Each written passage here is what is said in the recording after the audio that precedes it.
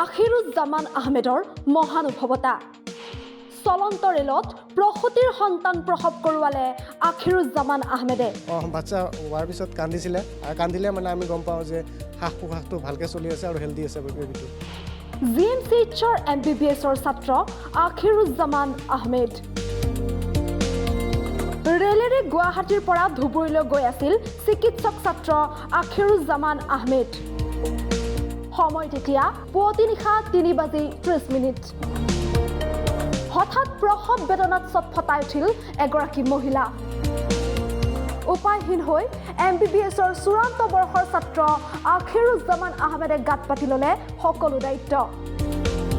প্ৰসূতিগৰাকীৰ স্বামীৰ পৰা অনুমতি লৈ ৰেলৰ ভিতৰতে আছুতীয়াকৈ ব্যৱস্থা কৰি সন্তান প্ৰসৱ কৰোৱালে আখিৰুজে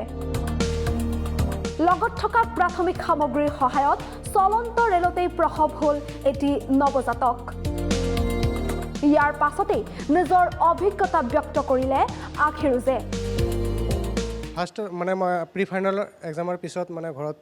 উভতি আহিছিলোঁ মানে গৈ আছিলোঁ ট্ৰেইনেদি তো ধুবুৰীৰ পৰা গুৱাহাটীৰ পৰা ধুবুৰীলৈ গৈ আছিলোঁ জেনেৰেল ট্ৰেইন আছিলে তো মই এট এৰাউণ্ড 11 PM মই উঠিছিলোঁ ট্ৰেইনত আৰু প্ৰেগনেণ্ট লেডিজনে সিহঁতে কামাখ্যাত উঠিছিলে সিহঁতেও এট এৰাউণ্ড 11:30 মানত উঠিছিলে তাৰ পৰা আৰু আমি তাতে তেনেকৈ মানে গৈ আছিলোঁ ট্ৰেইনত প্ৰথমতে গম পোৱা যোৱা নাছিলে প্ৰেগনেণ্ট লেডি বুলি কাৰণ তাতে বহুত ভিৰ আছিলে কাৰণ এইটো জেনেৰেল ট্ৰেইন আছিলে সেইকাৰণে তাৰপিছত তেনেকৈ বহিব জেগা পোৱা নাছিলে আৰু মানুহবিলাকক গম পোৱা নাছিলে প্ৰেগনেণ্ট লেডি বুলি তাৰপিছত তেনেকৈ ভিৰ থকাৰ ফলত মানে আমি বহি গৈ আছিলোঁ এট এৰাউণ্ড 3:30 AM ৰাতিপুৱা মানে জাৰ্কিঙৰ ফলত মানে চাগে লেবাৰ পেইন উঠিছিলে প্ৰথমতে গম পোৱা যোৱা নাছিলে তাৰপিছত মাইকীজনে তাৰ হাজবেণ্ডক কৈছিলে তেনেকুৱা আৰু তাৰপিছত আমি মানে সুধিছিলোঁ কি ঘটনাটো কি হ'ল মানে হুলস্থুল পৰিৱেশ নিচিনা যেনে লাগিছে মানে এক্সট্ৰিম পেইন হৈ আহিছিলে সেইকাৰণে তো আমি তাৰপিছত হাজবেণ্ডক সোধাৰ পিছত আমি গম পালোঁ যে মানে প্ৰেগনেণ্ট লেডি হয় বুলি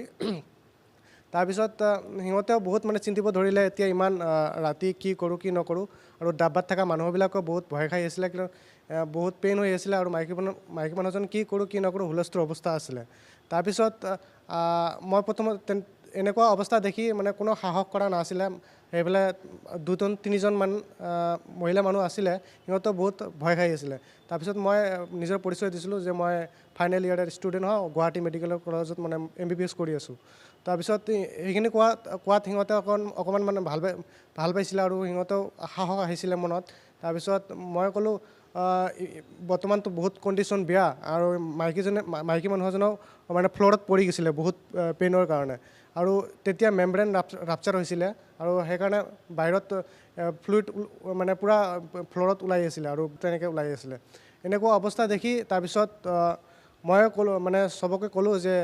আমি মতা মানুহবিলাক বেলেগ এখন ডাব্বাত যাবলৈ কৈছিলোঁ তাৰপিছত আৰু সিহঁতে আনা মানে পৰিধান কৰা কাপোৰবিলাক সেইবিলাক আৰু বেডশ্বীট কম্বল তেনেকুৱা আছিলে আৰু এটা ডাব্বাত মানে বন্ধ কোঠাৰ নিচিনাকৈ বনাই আমি 3জন মহিলা আছিলে 2-3জনমান মহিলা আছিলে আৰু তাৰ হাজবেণ্ডৰ পৰা পাৰ্মিশ্যন লৈছোঁ যে এনেকুৱা অৱস্থাত আমি এপ্ৰ'চ কৰিব লাগিব নহ'লে বাচ্চাটো আৰু মাকৰ অৱস্থা বহুত বেয়া আছিলে তেনেকুৱা ইমান বস্তু নাছিলে কিন্তু অলপ কেইটামান বস্তু মানে প্ৰি ফাইনেল হোৱাৰ পিছত প্ৰেক্টিকেল এক্সামৰ হোৱাৰ পিছত মোৰ মানে কিছুমান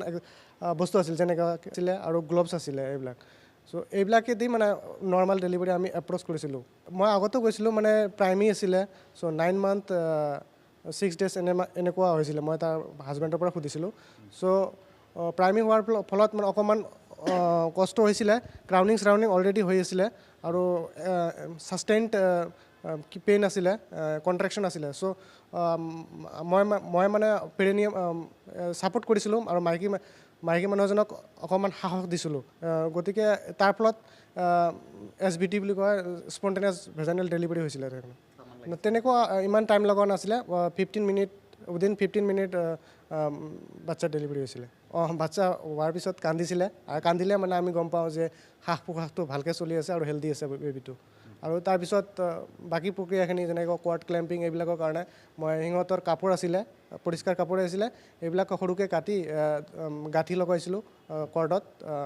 তাৰপিছত এই চিজাৰেদি আৰু কাটি কিনে বাচ্চাটোক ভালকৈ পৰিষ্কাৰ কৰি মাকত ব্ৰেষ্ট ফিডিঙত লগাই দিছিলোঁ অভিজ্ঞতা হ'ল কিন্তু ৰিস্কো আছিলে কিন্তু কামটো কৰি মানে ভাল লাগিছে আৰু মানে ব্যুৰো ৰিপৰ্ট টাইম 8